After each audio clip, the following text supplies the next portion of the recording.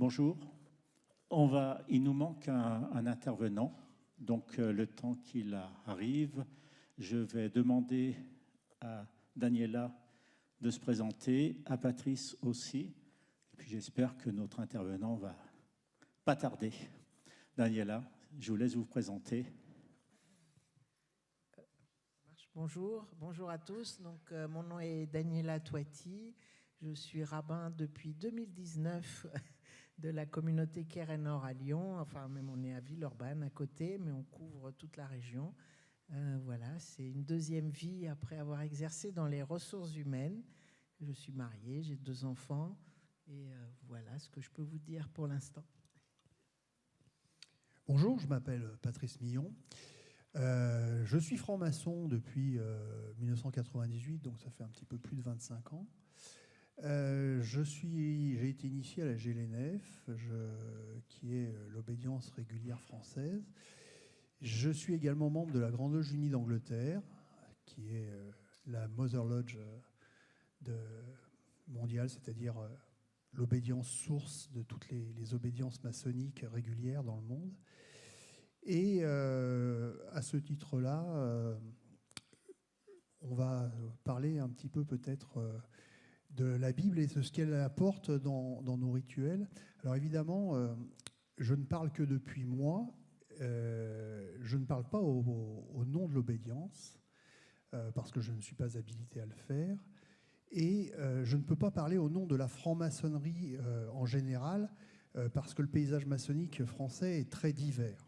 Donc je ne puis exprimer que ce que je connais depuis la maçonnerie régulière, qui est une maçonnerie qui est théiste, c'est-à-dire qui croit en Dieu et dont le fondement est basé sur la croyance en Dieu. Dans la règle en 12 points de la Grande Loge nationale française, il est précisé que la franc-maçonnerie est une fraternité initiatique dont le fondement est la croyance en Dieu, grand architecte de l'univers. Alors, on est adogmatique, c'est-à-dire qu'on est une obédience qui accepte n'importe quelle confession, dès l'instant que cette confession se trouve être une confession basée sur une religion révélée. C'est-à-dire que l'islam, le judaïsme sont tout à fait compatibles avec la franc-maçonnerie régulière. Alors c'est important de le dire parce que je pense qu'il y a ici des frères qui sont dans d'autres obédiences où la Bible n'est pas un fondement. Donc, évidemment, c'était important à mon sens de le préciser. Merci. Donc, le thème de cette table ronde, c'est la Bible, et certaines obédiences s'en servent comme référence. Et l'idée, c'est de se dire comment est-ce que nous, francs-maçons, nous en servons. Comment est-ce que vous, Daniela, en tant que rabbin, vous avez cette lecture de la Bible. Comment Afid, qui va nous rejoindre, va pouvoir aussi, le voilà, nous en parler à travers le Coran. Bienvenue. Merci. Bonjour, comment faire une entrée discrète? En fait, c'était très calculé. Afid m'avait dit, mais j'arriverai après tout le monde parce que tu comprends, je veux qu'on me remarque. Pas un souci.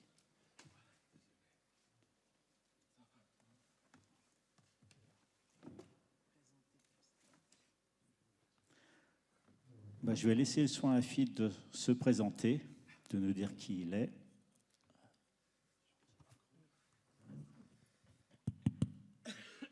Bien, bonjour à toutes et à tous. Merci aux organisateurs, merci à Christian de votre invitation. Donc moi, je suis membre du groupe Abraham, Afid s'écrit, qui est un groupe qui existe depuis 1986 à Lyon-la-Duchère. Je pense qu'il y a beaucoup de Lyonnais et Lyonnaises. C'est une des 3 collines de Lyon. Voilà. Ceux qui ne connaissent pas, il y a Fourvière, on dit la colline qui prie, il y a la Croix-Rousse, celle qui travaille. Puis nous, à la Duchère, on fait les deux. On prie, on travaille, comme ça au moins. Voilà. Je suis né à la Duchère, un 6 décembre 73 à 14h. Voilà, c'est très précis, vous allez tout savoir. Et puis, donc depuis longtemps dans ce groupe, je suis aussi administrateur de l'Institut français de civilisation musulmane, connaissez peut-être à l'ANEC dans le 8e, qui est juste à côté de la Grande Mosquée de Lyon, qui est complètement distinct de la Grande Mosquée de Lyon, mais qui est à proximité. Et je participe aussi au COPIL Lire les Écritures. Je vous en parlerai dans la présentation. Merci de votre accueil. Donc, cette table ronde va se dérouler en 2 temps. Dans un premier temps, un échange entre nos 3 intervenants, à peu près pendant 1 heure, et puis ensuite des questions. Vous pourrez poser toutes les questions que vous souhaitez, et ceux-ci vous répondront ou essayeront de vous répondre. Moi, la première question que je voudrais vous poser, le thème c'est la Bible. Pour vous, qu'est-ce que la Bible? Est-ce que c'est un récit historique qu'on doit prendre au pied de la lettre? Est-ce que c'est un mythe? Est-ce que ce sont des légendes? Quel est votre niveau, disons, de comment recevez-vous la Bible? Chacun à votre niveau. Daniela, si vous voulez commencer. Alors, Patrice a précisé d'où il parle et je me sens aussi obligée de le préciser. Donc, je suis rabbin du courant libéral du judaïsme, qui est le courant majoritaire dans le monde, mais néanmoins minoritaire en France, où il y a effectivement des femmes rabbins. Et on est souvent issu, on va dire, d'un monde qui est peut-être moins pratiquant, en tout cas moins visible dans sa pratique que ceux que vous avez l'habitude de voir, ne serait-ce qu'à Villeurbanne. Voilà. Et on a aussi une approche des textes qui est évolutive et qui permet en fait d'intégrer les évolutions sociétales. Pour ma part, je viens d'une famille qui n'était pas du tout pratiquante, qui a vécu malheureusement la Shoah et qui avait mis de côté le côté religieux du judaïsme pour maintenir la culture, aussi le lien à Israël qui était très fort. Et c'est vrai que c'est moi qui ai fait cette démarche de revenir vers les textes parce que ça me manquait. C'était comme si j'avais un pied en moins. Voilà. Et je l'ai fait en me consacrant à la communauté qui est donc à Villeurbanne, d'abord de manière laïque, puis de manière effectivement religieuse, puisque je suis partie étudier à Londres. Et c'est là que j'ai pris conscience de la richesse des textes, que ce soit donc la Bible, parce que le judaïsme s'appuie sur 2 corpus principaux, ce qu'on appelle la loi écrite et la loi orale. La loi écrite, c'est la Bible hébraïque, et la loi orale, ce sont les textes du Talmud et du Midrash, qui sont bien plus tardifs, du Moyen-Âge, enfin, début de l'Antiquité et ensuite Moyen-Âge, et qui permettent en fait de compléter, parce que la Bible en elle-même ne s'applique pas telle qu'elle.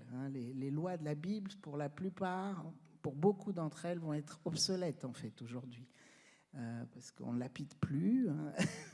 Il y a des choses qu'on ne fait plus.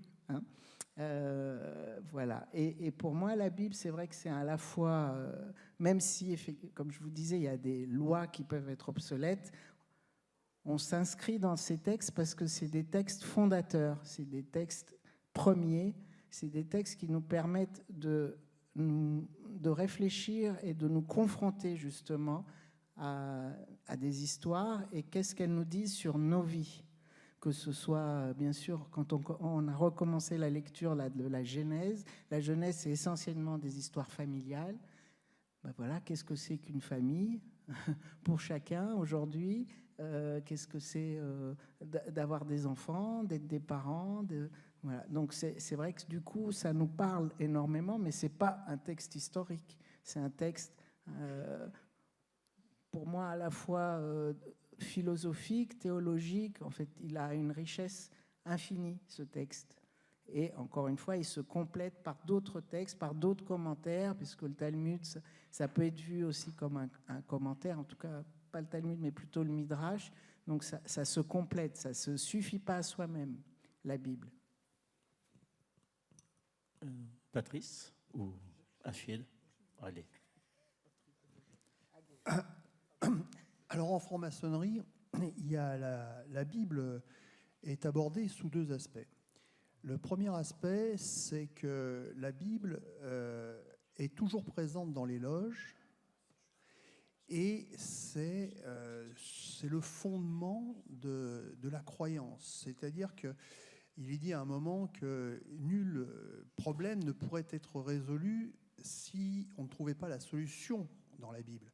Et donc, la Bible est traitée. Cependant, la Bible va être ouverte dans les loges à différents degrés. Alors, il faut savoir qu'en franc-maçonnerie, il y a plusieurs rites, donc c'est un petit peu compliqué. Il y a 6, 7, 8 rites à peu près pratiqués. À la GLNF, il y en a 6 en tout cas.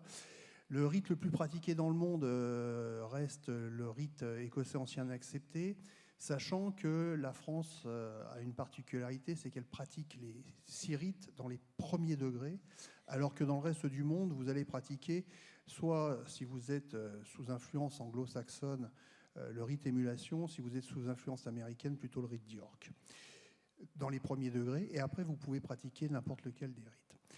Tout ça pour dire que selon les degrés dans lesquels vous êtes, vous allez ouvrir la Bible qui va être un support et qui ne va pas être ouvert au même degré.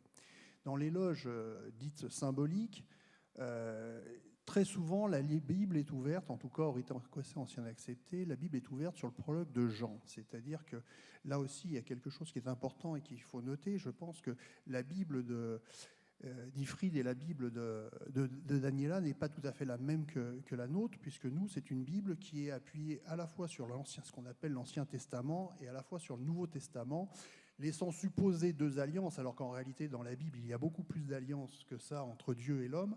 Mais pour nous, il y a 2 alliances fondamentales, c'est-à-dire il y a ce qui se passe dans l'Ancien Testament et puis ce qui va se passer dans le Nouveau Testament qui a une importance. Et donc, dans les premiers degrés, c'est essentiellement le prologue de Jean qui va être le support, d'une part, et d'un autre côté, la Bible qui est toujours présente. Dans d'autres degrés, la Bible sera ouverte à d'autres endroits, très souvent, notamment les rois, les psaumes, qui sont les principaux points d'appui de la Bible. Et pour vous dire comment la Bible est vécue, pour nous, ce n'est pas, c'est juste un support. C'est un support à partir duquel on va tirer une mythologie qui est largement inventée, puisque l'essentiel de la maçonnerie est basé sur, d'une part, la construction du temple et d'autre part, sur la légende hiramique. Or, si on recherche dans la Bible ce qu'est Hiram, c'est 5 lignes, 6 lignes, c'est rien du tout. Et nous, on va construire quelque chose à partir de là. Pourquoi ? Parce que la maçonnerie, c'est une proposition d'abord, c'est une voie initiatique et c'est donc une proposition de réalisation spirituelle. Alors, c'est une réalisation spirituelle qu'il faut bien comprendre, à savoir que c'est absolument pas une réalisation spirituelle basée sur le salut. C'est quelque chose qui doit se passer ici et maintenant. Et dans cette mesure-là, je recommande à tous les frères, puisque la Bible est un support, c'est quand même de lire la Bible. Pourquoi ? Parce que la Bible, c'est le document qui était le document le plus connu au moment de la création de la maçonnerie au XVIIIe siècle. Le XVIIIe siècle, quand la maçonnerie est créée, elle est essentiellement créée par des protestants. Les protestants ont accès à la Bible, alors que les catholiques n'ont pas accès à la Bible. Les catholiques ont accès à des missels, à des parties de la Bible qui leur sont données par les curés, qui leur racontent de temps en temps des éléments de la Bible. Seuls les protestants ont accès à la totalité de la Bible. Et c'est important parce que c'est un changement fondamental dans la pensée qui permet à chacun d'aller chercher dans la Bible les éléments de sa réalisation spirituelle. Merci. Alors, je vais vous parler bien sûr de la Bible, je parle bien sûr du Coran, mais entendant Daniela et Patrice, on pourrait faire une petite synthèse des 2 interventions et remplacer, même pas, ajouter le mot Coran, et ce serait un petit peu pareil, sauf peut-être la question du salut. Parce qu'il y a ici et maintenant, mais il y a aussi après. Et en tout cas, la Bible, pour les musulmans, ça fait partie de ce cycle de ce qu'on appelle communément révélation, de ces différentes révélations. Il y a celles qu'on connaît, dont le Coran nous parle, l'Injil, les évangiles, la Tawrat, les feuillets d'Abraham, de Moïse, etc. Donc il y a des passages coraniques, on va retrouver l'évocation de ces textes, écritures qui ont précédé la révélation, la descente, entre guillemets, parole divine du Coran, parce qu'on parle plus de tenzil que de révélation. On a utilisé le mot révélation parce que les orientalistes, à l'époque, c'était plus facile. Mais il y a une question de... Il y a un thème, il y a un mot en arabe plus spécifique pour révélation, qui est plus d'une question du dévoilement. On va plus se retrouver dans la mystique et l'ésotérisme musulman. Et c'est pour ça que les révélations, bon, on l'emploie parce que c'est courant pour que tout le monde comprenne, mais c'est plus une tenzil, c'est plus une descente pour les musulmans. C'est la parole de Dieu qui descend aussi ici, et toutes ces anciennes descentes, donc, font partie de ce cycle-là. Et pour les musulmans, la dernière descente, c'est la parole coranique. Qur'an, qira'a, ça veut dire réciter. Réciter d'une manière approfondie et méditative. D'où le mot Qur'an. Je crois qu'il y a un courant dans le judaïsme, les qira'ites, qui font comme ça un peu des choses. On retrouve, vous allez retrouver beaucoup de mots avec l'hébraïsme et même l'araméen, etc., parce que c'est des langues dites sémitiques, et du coup, vous allez retrouver beaucoup de choses. Quand on étudie un petit peu la lexicographie, on retrouve beaucoup de choses communes. Et ça, c'est important parce que ça nous remet dans ce qu'on appelle les universaux, ce que les anthropologues appellent les universaux, et on va retrouver des choses communes. Alors, il y a ce qu'on peut appeler, ce que nous, on appelle les révélations, mais il y a tout ce qui est... par exemple, il y a un personnage énigmatique dans le Coran qui s'appelle Luqman, qui n'est pas considéré comme un prophète, mais comme un sage, mais qui a pratiquement valeur, entre guillemets, de prophète. Mais il n'a pas eu de révélation particulière, il n'a pas eu de choses particulières, mais il est narré dans le texte, il a un enseignement. Alors, la spécificité peut-être pour le texte coranique, c'est qu'il s'étale, cette descente donc de parole, elle s'étale sur 23 années. Alors, je ne sais pas si dans la culture générale commune, on connaît un petit peu, mais pour les musulmans, c'est un livre à la fois d'abord spirituel, et ça c'est l'essentiel, donc c'est la parole de Dieu bien sûr, ça c'est le pourquoi si je puis dire, après dans le comment cette parole-là de Dieu divine est arrivée à nous maintenant sous forme de livre, ce qu'on appelle un mushaf. Sahafa, c'est une feuille, mushaf, c'est ce qui est rassemblé dans une feuille. Il y a toute une construction, comment le texte coranique lui-même se définit et comment il s'explique, entre guillemets. Et surtout, comment il a sa propre logique. Parce que ce que vous savez très certainement, c'est que le texte coranique n'a pas été recensé d'une manière chronologique. Donc il y a 114, ce qu'on appelle des sourates, 114 chapitres, on pourrait dire, qui commencent par ce qu'on appelle la Fatiha, le prologue, l'ouverture, ce qui est un peu, grosso modo, ce qui pourrait être un peu l'équivalent de notre Père, entre guillemets, dans le christianisme, ou la Hamida. Peut-être un petit peu, on retrouverait des choses, la Hamida, alhamdulillah. Et c'est très important parce qu'on va retrouver des échos. Le texte coranique, il y a beaucoup de passages où il y a des échos aux anciennes écritures. Et notamment, le prophète qui est le plus cité, c'est Moïse. Moussa qui est cité dans le texte. Et Moussa, c'est un peu l'archétype du personnage qui chemine. Et il y a toute une sourate qui s'appelle la caverne, le Kahf. Ça peut faire aussi référence à l'allégorie de la caverne de Platon. Donc, ouais, on se retrouve un peu dans ces universaux. Moïse est à la recherche comme ça d'un maître. Et Moïse, il a besoin aussi d'être guidé. Lui qui guidait les autres avait aussi besoin d'être guidé. Et puis, il chemine comme ça. Il est en cheminement avec un compagnon. Et il y a tout un passage dans et ce chapitre-là, c'est le chapitre 18 du texte coranique, il nous est conseillé de le lire, de le méditer, de le réciter tous les vendredis. Le jour du vendredi, vous savez que pour les musulmans, Jama'a, ça veut dire se rassembler. C'est le jour du vendredi où il y a la grande prière pour les musulmans. Mais le texte coranique pour les musulmans, il s'inscrit dans ce cycle de révélation-là.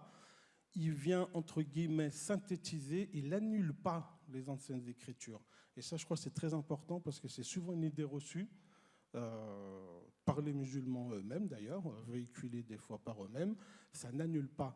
Et quand tu disais, Daniela, que le texte ne se suffit pas lui-même, la preuve, c'est que les musulmans, les premiers, quand ils ont mis le texte en forme, ils ont été obligés, parce que comme il n'y a pas de chronologie, donc de le mettre en forme, vous avez des récits où il n'y a pas de début, il n'y a pas de fin. Il n'y a pas une intro, un développement, une fin pour aller vite. Il y a, à l'exception de l'histoire de Joseph. la sourate 12, le chapitre 12, où on a l'histoire de Joseph quasi chronologique. C'est la seule exception parmi tous les récits des autres prophètes. Et donc là, alors ça pourrait donner à beaucoup d'exégèse, hein, mais effectivement, le texte ne se suffisant pas lui-même, il a fallu que les premiers musulmans qui réfléchissaient sur le texte et le mettre en application aillent voir du côté de leurs grands anciens ce qu'ils se disaient sur X, Y, etc., pour évoluer dans leur pluralité. Moi, j'ai une question qui me turlupine. Comment vous expliquez, nous sommes en 2024, au temps de l'intelligence artificielle, pourquoi est-ce qu'on a encore besoin de se référer à la Bible? Est-ce qu'on n'a pas épuisé le sujet?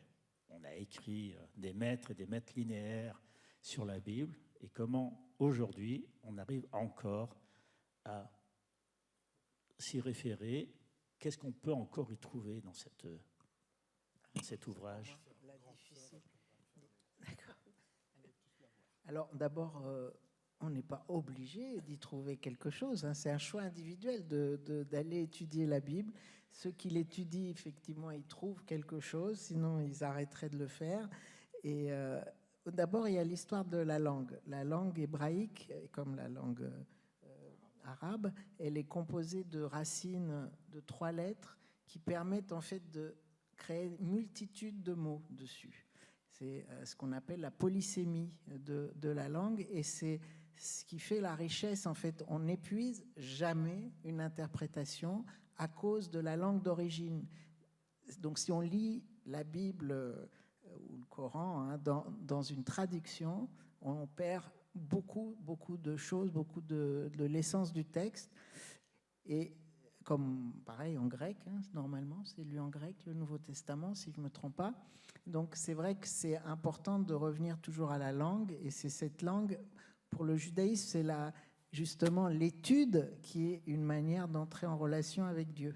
C'est le commandement peut-être le plus important. On se bagarre toujours, quel est le commandement le plus important, hein, tu aimeras ton prochain comme toi-même. Enfin bref, il y en a plein, mais celui-là, il est central parce qu'il nous permet, d'être en relation avec l'autre, de continuer à apprendre par les textes sur soi et sur le monde, et 3, de se relier à Dieu, en fait.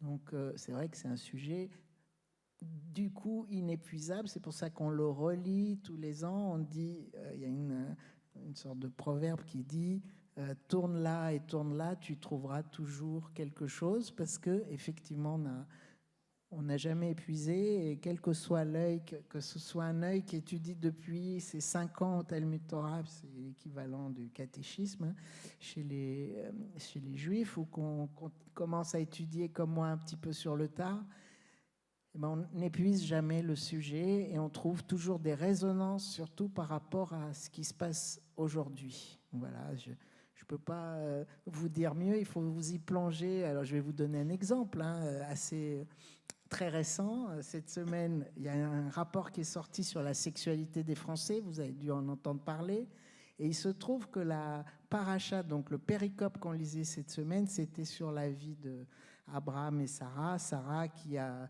90 ans, elle conçoit miraculeusement un enfant, et on parle du plaisir de Sarah avec Abraham.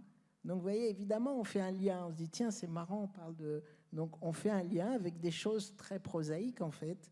Qu'est-ce que c'est la vie de couple? Comment ils arrivent à se retrouver? Qu'est-ce qui va faire qu'ils vont continuer leur cheminement ensemble à cet âge-là, après beaucoup de difficultés dans la vie? Et bien sûr, il y a la place du miracle, mais il n'y a pas que ça. Il y a comment ce couple avance dans la vie, et ça, c'est intéressant encore plus que l'aspect miraculeux de la chose, de mon point de vue.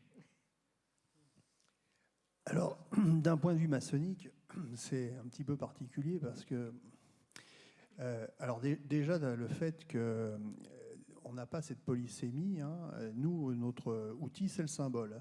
C'est-à-dire qu'on va utiliser la symbolique, et on va essayer de fonctionner par l'analogie qui est considérée comme la grande loi de création de l'univers.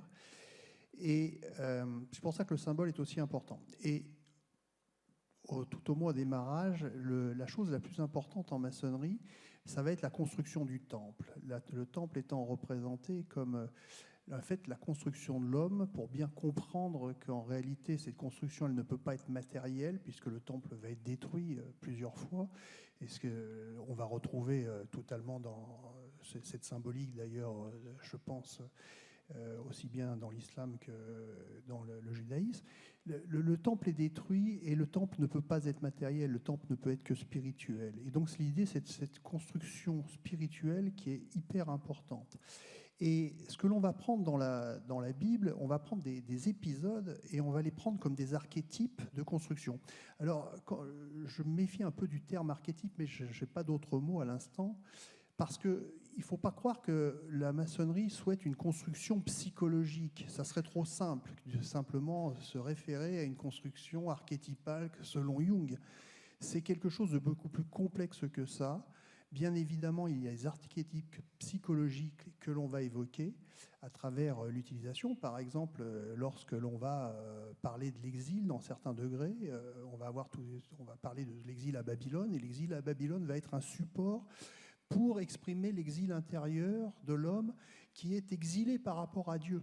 Et effectivement, pour revenir à ce que disait à l'instant Daniela, et je suis sûr qu'il sera confirmé par Ifrid, il y a une notion de distance entre Dieu et l'homme, et cette recherche dans la réalisation spirituelle qui est la reconstitution de ce lien, d'une part, jusqu'à l'identification entre le sujet et l'objet. Puisqu'en réalité, l'objet de la réalisation spirituelle est très très proche des doctrines hindoues, pour certains qui les connaîtraient, où il y a absolument fusion entre le sujet et l'objet à un moment, et dans le ressenti total qui est de l'univers, ce qui est fait que la fraternité maçonnique, en réalité, n'est pas préalable, mais conséquence de la chose. C'est parce que l'autre est un autre moi-même que je ne peux être que fraternel avec lui. Je ne suis pas fraternel par nécessité, parce qu'on me l'a dit, je ne suis pas fraternel par la loi, je suis fraternel parce que l'autre ne peut pas être un autre que moi, et que nous sommes seuls et uniques en Dieu.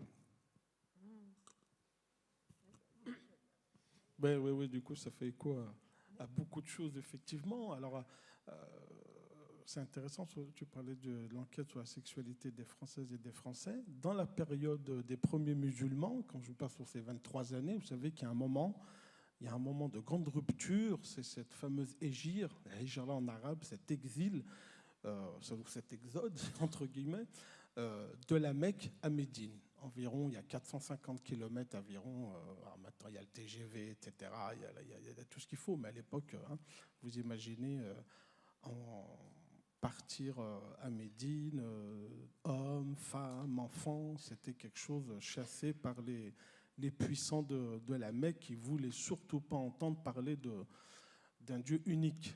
Parce qu'ils avaient même s'ils connaissaient les anciennes écritures, mais il y avait cette question de temple, la Kaaba, ce cube noir, vous connaissez certainement à la Mecque, où il y avait tous les ans une grande foire commerciale, et ça leur apportait énormément. Donc du coup, si vous enlevez les dieux, vous en mettez qu'un, c'est sûr que ça, si on fusionne tous en un, c'est pas bon, financièrement parlant, capitalistiquement parlant. Donc les capitalistes ultra, si je veux dire, les capitalistes de l'époque, j'ai rien contre le capitalisme, du moment qu'il est éthique et dans le bien, le bon et la beauté, si je puis dire, pour peu que ce soit possible, les musulmans de la Mecque vont se retrouver à Médine. Et la société mécoise et la société médinoise, bien distantes d'à peu près 500 km, sont complètement différentes dans leur façon d'être, dans leurs us et coutumes, même si on est dans la péninsule arabique. Il y a beaucoup plus de diversité à Médine, notamment une grande communauté juive qui avait un centre d'études, etc. à Médine, ce qu'il n'y avait pas à la Mecque, même s'il y avait quelques juifs et chrétiens aussi. Mais il y avait surtout ce qu'on appelait des hanifs, des gens qui étaient des déistes, qui ne se rattachaient pas à une tradition spirituelle particulière, mais qui disaient croire en Dieu unique, dans un monothéisme. Et d'ailleurs, Abraham, dans le texte coranique, est qualifié de hanif. Et Maurice Gloton, qui était un grand Lyonnais, qui a fait une traduction, un exégèse du Coran, qui connaissait bien aussi la franc-maçonnerie, qualifiait Abraham de théotrope, c'est-à-dire qu'il était complètement centré autour de Dieu. Et donc, dans cette diversité-là de la société mécoise et médinoise, vous avez des pratiques et des us et coutumes complètement différents, jusque dans les choses intimes. Pour aller vite, on ne fait pas l'amour de la même façon à la Mecque qu'à Médine. Et ça va poser des, entre guillemets, problèmes. Parce que quand des Mécois se marient entre eux, bon, voilà. Quand des Médinois se marient entre eux, bon. Mais quand c'est un Mécois et une Médinoise ou un Médinois et une Mécoise, comment on fait? Alors ça peut paraître comme ça basico-basique et simple-simpliste, parce que bon, voilà, c'est des choses que tout le monde est censé connaître, mais quand même, il y a des us et coutumes auxquels les gens tiennent. Hein, dans notre France d'aujourd'hui, il y a certains endroits, des us et coutumes, alors, je ne sais pas si c'est à ce niveau-là d'intimité, mais voilà, il ne faut pas toucher, quoi, hein, faut faire attention. Donc c'est des questions qui vont relever jusqu'à, il va y avoir un passage notamment coranique qui va parler de ces choses-là, pour que les gens, ça va être objet de discussion, d'échanges, etc., pour que les gens justement apprennent à vivre ensemble.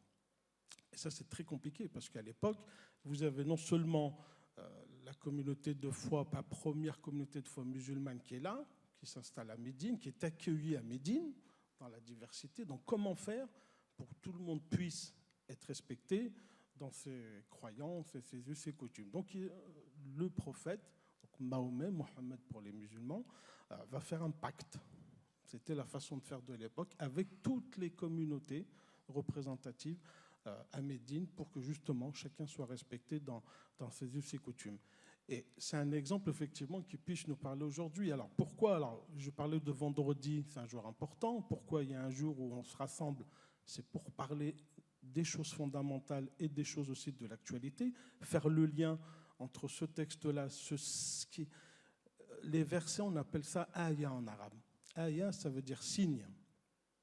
On dit verset parce que pour faciliter comme révélation, mais on a trois types de révélations. On a la révélation du Tanzil, donc du texte de la parole divine, du texte coranique. On a notre propre révélation intérieure, notre aql, notre intellect. On pourrait dire la raison, mais l'intellect, c'est beaucoup plus vaste que ça. Et puis on a la révélation, les signes qu'on voit tous les jours, dans notre vie de tous les jours. On pourrait parler même de théophanie. Et ça, c'est important. Et qui c'est qui va faire le lien entre tout ça? C'est nous. C'est notre aql, notre intellect et surtout notre cœur, le qalb. La relation cœur et intellect est fondamentale dans le fait de cheminer. Dans le fait de cheminer. Et l'autre est un miroir, justement. Un compagnon, entre autres, mais aussi c'est notre miroir.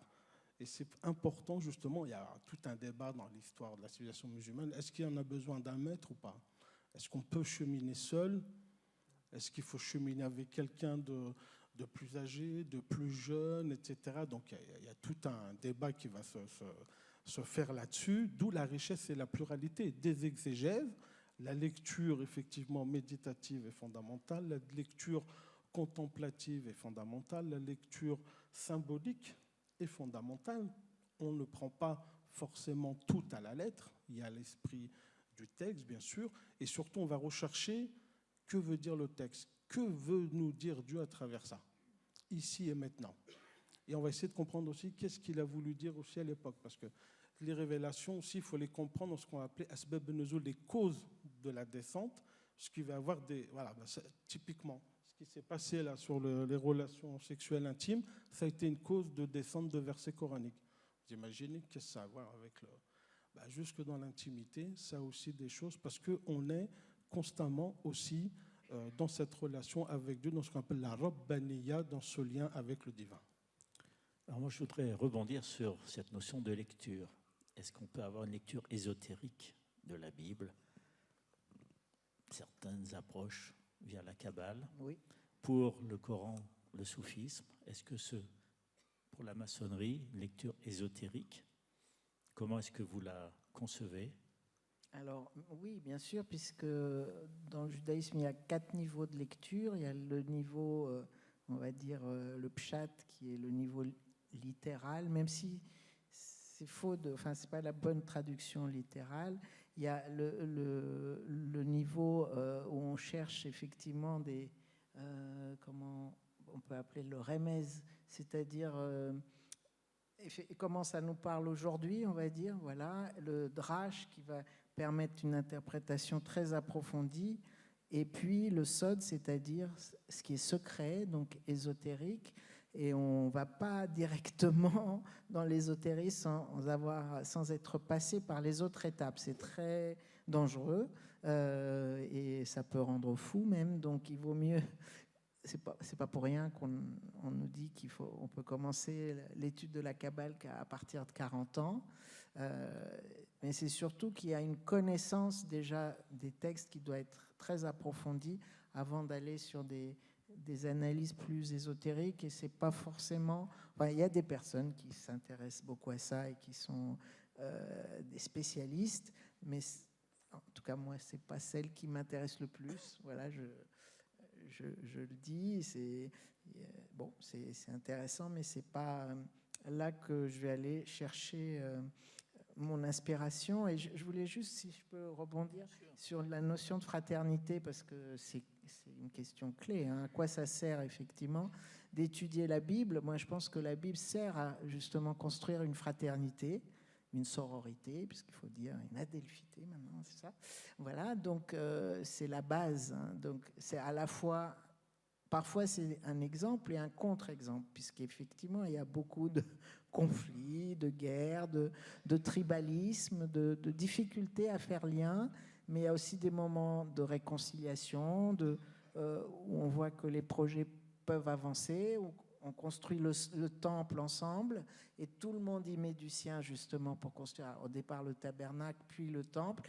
Donc là, c'est des moments d'unité, en tout cas de travail en commun, et le temple effectivement est à la fois un objet extérieur et un symbole intérieur. Et la fraternité, en tout cas telle que ça arrive dans les premiers, dans le Lévitique, puisque tu aimeras ton prochain comme toi-même, c'est un verset du Lévitique, c'est une progression. En fait, on ne peut pas, comment dire, il y a des règles qui vont faire quand même qu'on va arriver à la fraternité parce qu'on a respecté l'autre, parce qu'on n'a pas menti, parce qu'on n'a pas, je ne sais pas, triché, parce qu'on ne lui a pas mis des obstacles devant un aveugle, parce que ça contribue, c'est vrai, par la négative quelque part, à construire après une fraternité. Et c'est un commandement d'aimer l'autre. Donc c'est vrai que ça pose question. Qu'est-ce que ça veut dire? C'est un commandement d'aimer Dieu et c'est un commandement d'aimer l'autre, comme soi-même. Donc ça suppose déjà qu'on s'aime soi-même, bien sûr, sinon ça ne marche pas très bien. Et voilà, c'était juste, effectivement, je ne me rappelle plus comment vous l'aviez formulé par rapport au fait que ça ne peut pas être une loi, c'est ça vous avez dit? Ça ne peut pas être un impératif. Ça ne peut pas être un impératif. Mais en fait, ça se construit par des faits. C'est ça que je voulais dire. On pose des actes pour arriver à cette fraternité. Et effectivement, quand on a atteint un certain niveau spirituel, etc., on n'a peut-être plus besoin de ces bases. Mais ce n'est pas accessible à tout le monde. Donc, il faut commencer par ça. Alors, je souscris totalement à ça, bien évidemment. C'est d'ailleurs pour ça qu'en maçonnerie, toutes controverses politiques ou religieuses sont totalement proscrites. Il faut d'abord, pour pouvoir faire de la maçonnerie, être dans un cadre totalement apaisé, en attente et en respect de l'autre. C'était une évidence. D'ailleurs, les premiers degrés de la maçonnerie, en tout cas le premier degré, est un degré qui est un degré où on pose un certain nombre de règles morales. Il faut faire à autrui tout le bien que l'on voudrait que l'on nous fasse. Et bien évidemment, c'est fondamental. Pour autant, cette proposition n'est pas forcément quelque chose que l'on peut accepter. Mais lors de sa réalisation spirituelle, quand on a fini son parcours spirituel, si tant est qu'on puisse le finir d'un point de vue humain, on a cette évidence qu'en réalité, ce fondement moral ne peut pas être autre, et c'est ça qui est important. En maçonnerie, dans un premier temps, Dieu est transcendantal, c'est-à-dire qu'il est loin de l'homme. Il est là, mais il est loin de l'homme. Et puis progressivement, Dieu va devenir immanent, c'est-à-dire qu'on va ressentir Dieu en soi.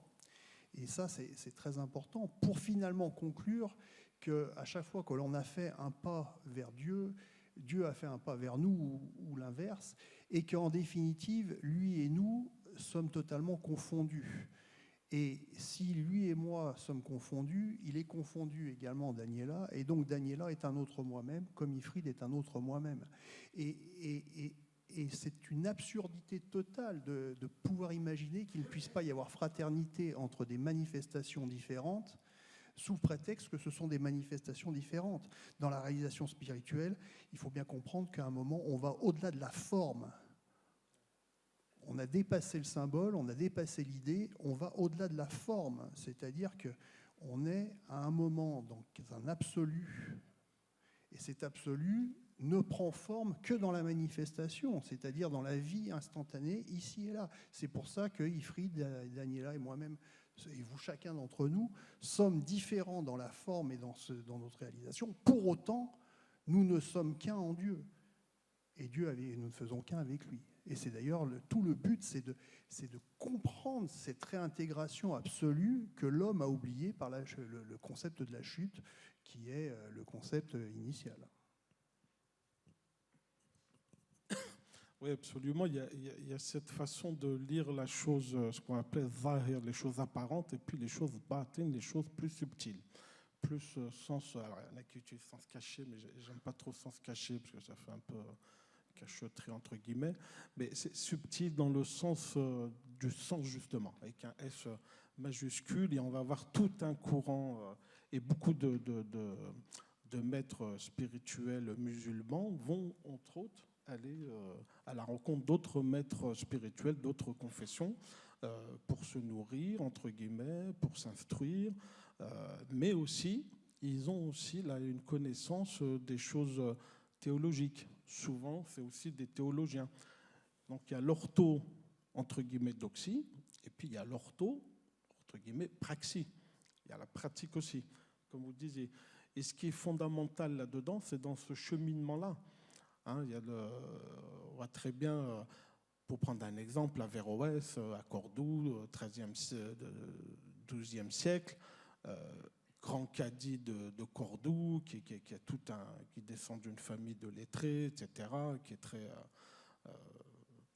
très connu maintenant. Il y a même un square Averroès à Lyon, à la Duchère, dans le 9e, dans notre fameuse colline.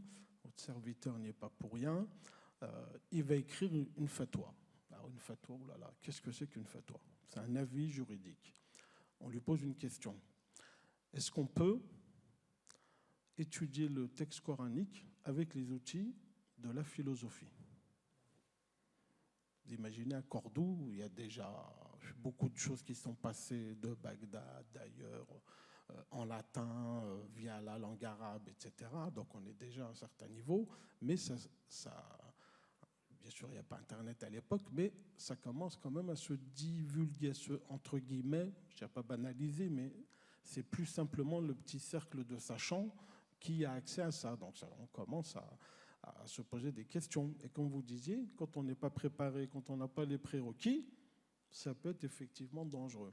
Donc il va faire tout un texte, qui s'appelle, en français c'est traduit sur discours décisif, et en plus il est bilingue celui-là, pour ceux qui lisent l'arabe, c'est magnifique.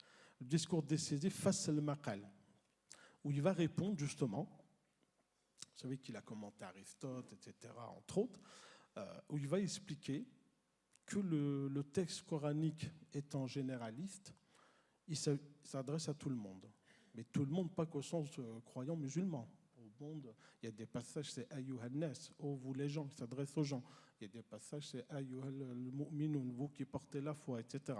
Donc il y a différents moments et à tout un public, à tout public, je dirais.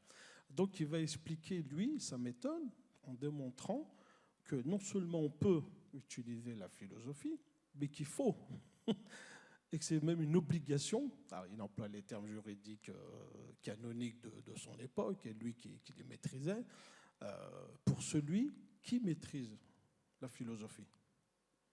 Et qu'au contraire, pour celui qui n'y connaît rien, il ne faut surtout pas qu'il y aille.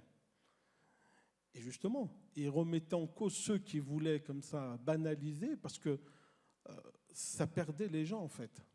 C'était ça le problème. C'était comment garder la cohésion sociale sans faire aussi que les gens... Donc si vous n'avez pas une massification de l'instruction, de l'éducation, ce que va amener notre chère République, eh ben, les gens sont complètement perdus. Comme tu le disais, tout le monde n'a pas accès au texte. Même si c'était texte, alors que je veux dire les textes de philosophie, même si le texte coranique, tous les gens l'apprenaient pratiquement par cœur dès le jeune âge, dans les madrasas, etc. Il y avait toutes les institutions d'enseignement, mais il va développer cette façon-là. Et il était aussi, et l'Andalousie est une terre très riche de spirituel, parce que on va voir aussi Ibn Arabi, que vous connaissez très certainement, qui va développer, lui, une vision ésotérique, toute une gnose autour du texte coranique et de la révélation coranique, en intégrant justement les autres révélations et aussi en intégrant aussi tout le paysage qui était... Alors lui, il n'était pas de Cordoue, il était de Murcie, mais il était de cette époque-là de l'Andalous. Et lui, c'est carrément... ça va aller très très loin. Il va aller jusqu'à parler, comme d'autres aussi, Averroès aussi, de salut universel. Le salut n'est pas réservé, entre guillemets, aux musulmans. Et ça, c'est quelque chose qui va un peu le mettre à l'index à l'époque, parce que les gens ne comprennent pas comment ça. Donc, du coup, on peut faire ce qu'on veut, comme on veut, et être que ce qu'on veut, en fin de compte, et il va dire que non. Donc, il va tout expliquer, démontrer. Il a une œuvre très dense et très riche. Ibn Arabi va faire beaucoup de... Et plus les contemporains, l'émir Abdelkader, vous connaissez peut-être un peu plus, il l'a pris pour maître, justement, à tel point qu'il a voulu être enterré à côté de lui à Damas. Parce qu'Ibn Arabi est mort à Damas. Et puis après, l'Algérie, qui recouvrait son indépendance dans les années 60, a ramené l'émir Abdelkader à sa patrie natale en Algérie, dans ce qu'on appelle un peu le panthéon algérien, le cimetière Al-A'la qui est à Alger, un panthéon algérien. On l'a ramené en 1966. J'ai une autre question. Est-ce qu'on peut avoir des lectures croisées de la Bible, du Coran, qui permettraient un enrichissement personnel et collectif, c'est-à-dire de mieux avoir un dialogue fraternel? Et je reprends une expression d'Afid qui était de dire d'avoir un dialogue fraternel vivant au-delà de nos peurs. Moi, j'en suis convaincu. Je l'ai pratiqué pendant 5 ans pendant mes études, et ensuite, depuis que je suis rabbin, il se trouve qu'on avait une sœur catholique qui a elle étudiait les rites du Shabbat dans mon école rabbinique, et du coup, on étudiait ensemble des textes croisés. Elle m'invitait dans le couvent, elle venait chez nous à l'école rabbinique, et on regardait effectivement des notions, comment ça apparaît dans la Bible et comment ça peut apparaître dans les évangiles, etc. J'avais prévu de le faire l'année dernière, tu te rappelles? Ben oui, et ça a malheureusement capoté au mois de novembre, c'était il y a pile un an. On devait parler de la ligature d'Isaac avec... ça y est, son nom m'échappe, c'est... aide-moi. Khaleb Benchek, voilà. Et malheureusement, il y a la guerre qui avait commencé. On a annulé, mais on espère quand même le faire. C'est évidemment très riche de comparer. En fait, il y a des textes sur les mêmes personnages. Ravi de vous parler de Joseph, de Moïse, de Abraham, etc. Et on voit qu'il y a des influences. Il y a des influences un petit peu différentes, probablement liées à justement Midrashim, c'est-à-dire les textes rabbiniques postérieurs du 5, 6e, 7e siècle, qui ont influencé la lecture dans le Coran de ces récits, enfin l'intégration dans le Coran de ces récits. Et c'est passionnant, en fait. C'est passionnant. Il y a quelques années, j'ai eu la chance d'aller visiter la Jordanie avec un guide qui était palestinien et qui avait comme référence le Coran, et il nous racontait toutes les histoires bibliques à partir du Coran. Et moi, je disais, mais non, c'est pas raconté comme ça dans la Bible hébraïque, c'est pas comme ça. Et on confrontait Ne serait-ce que la ligature d'Isaac, c'est extraordinaire en fait. Donc oui, bien sûr, je trouve que c'est une énorme richesse. D'abord, on doit tous lire. Donc, vous parliez tout à l'heure, vous avez la Bible qui est ouverte et le Nouveau Testament.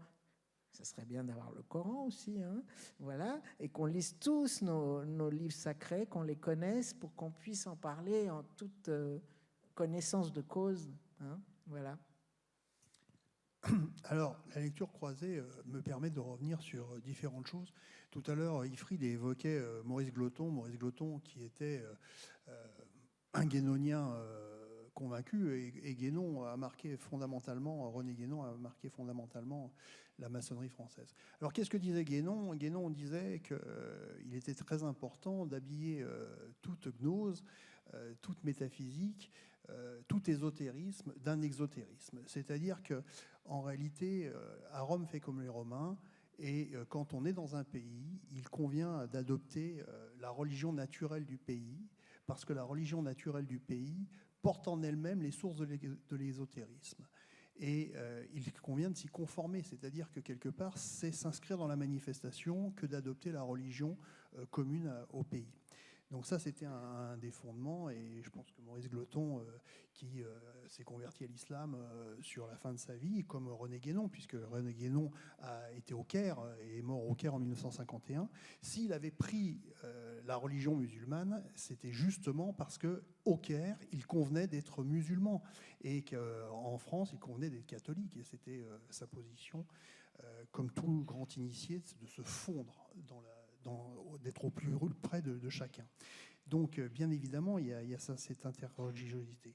Et le regard croisé que nous avons, sans doute, tous les trois, c'est que ce qui nous anime profondément, et ce que l'on ressort des textes, aussi bien que vous, à travers la Bible et sa lecture, le Coran, et nous, l'utilisation mythologique de la Bible à travers nos rituels, c'est la loi d'amour qui ressort. C'est ce que disait très bien tout à l'heure Daniela. On aime Dieu et on aime son prochain.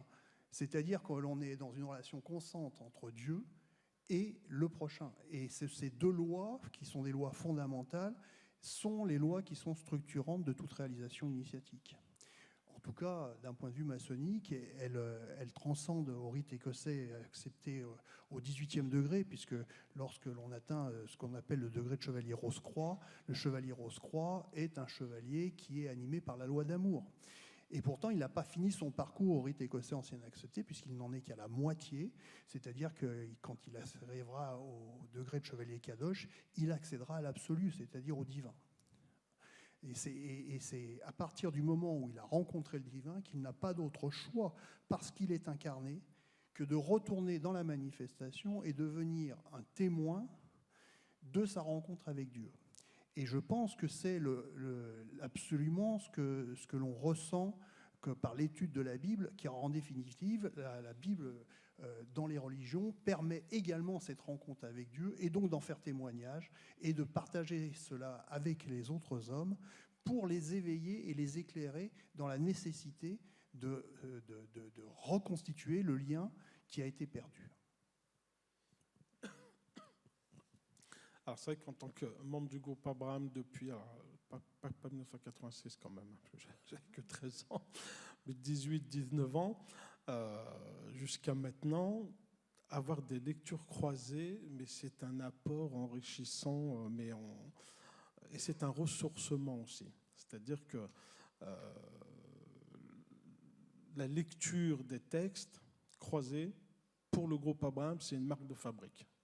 Voilà. Souvent, on nous a dit, mais vous êtes entre vous, là, une quarantaine quand même, hein, par mois, de Lion, du Grand Lion.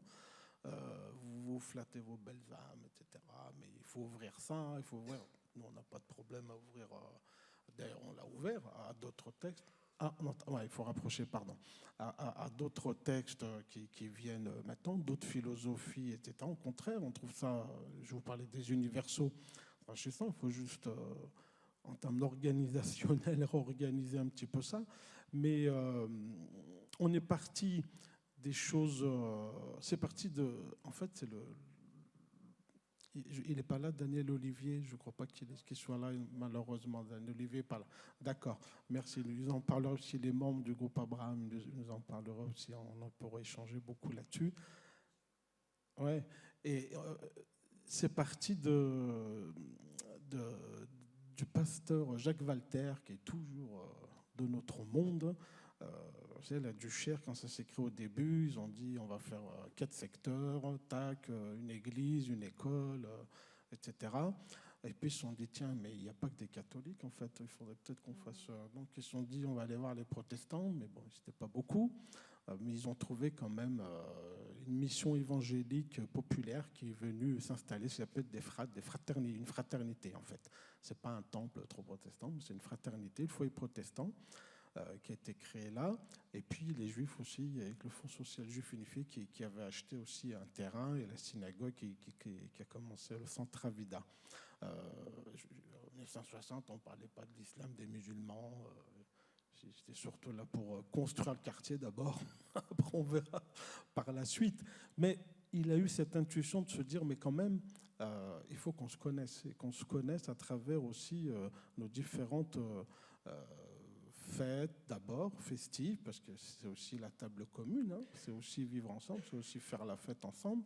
Et il a eu cette intuition de monter quelque chose qui s'appelle Dieu à la Duchère, les années 70.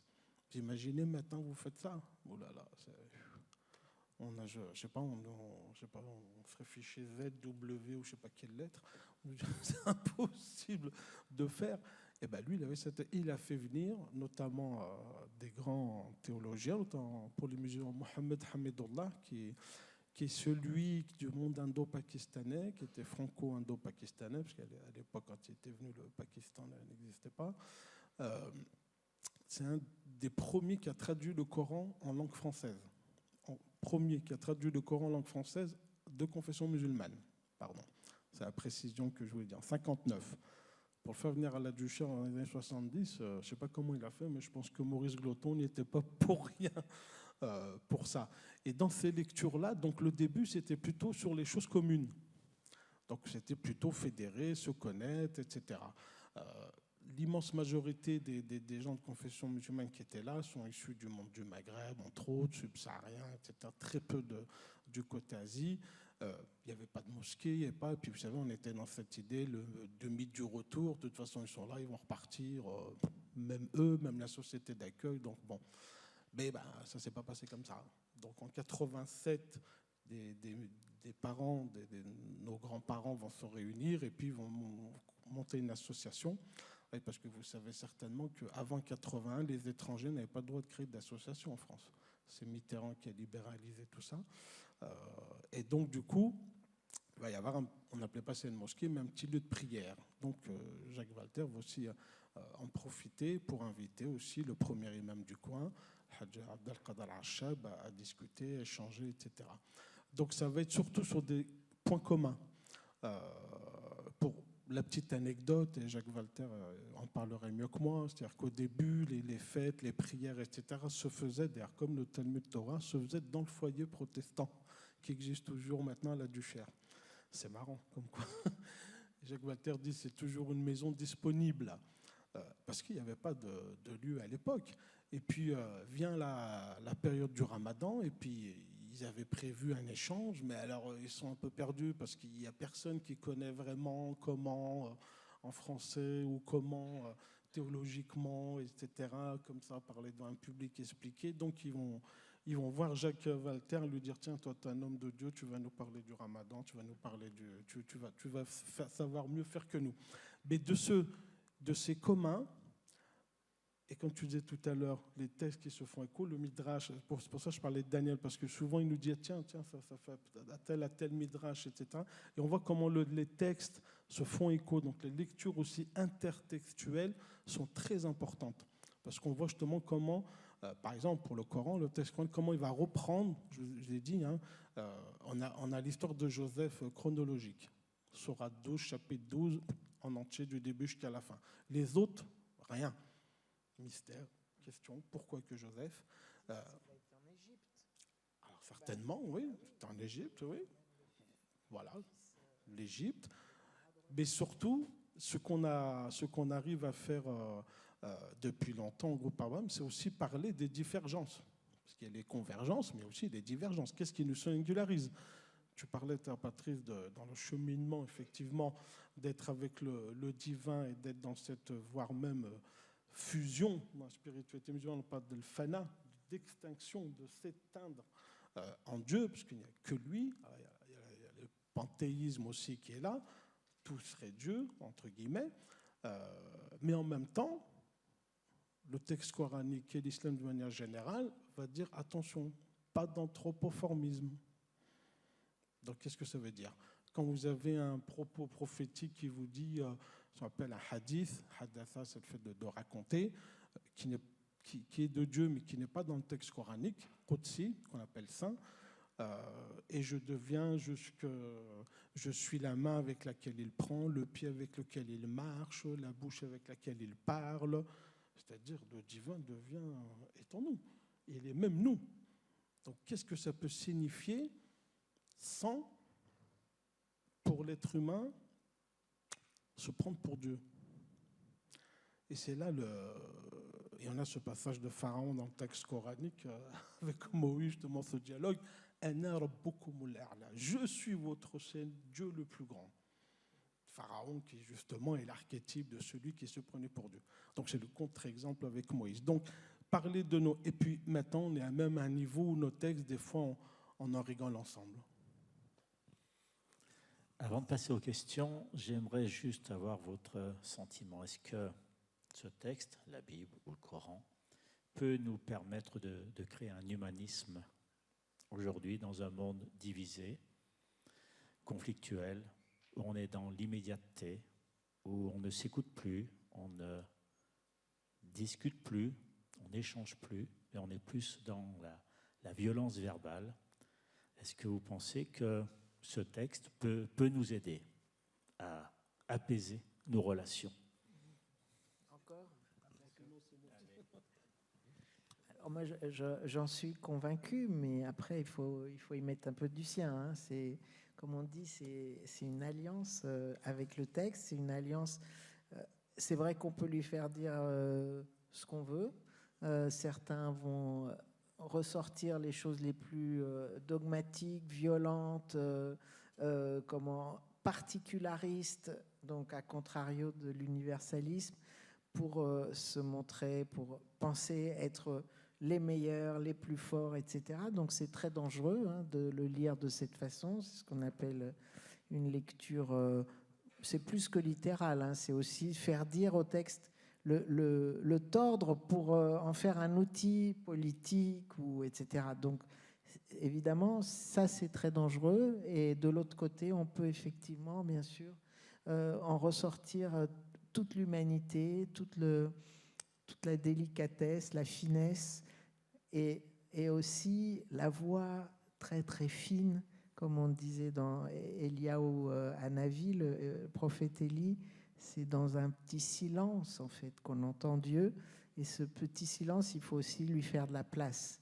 Et on n'est pas toujours, effectivement, il y a trop de bruit dans ce monde, trop de bruit, trop de paroles, trop d'invectives, et être à l'écoute de cette parole vraiment très discrète, ça demande beaucoup d'efforts, et d'efforts, travail sur soi en fait, pour pouvoir avancer.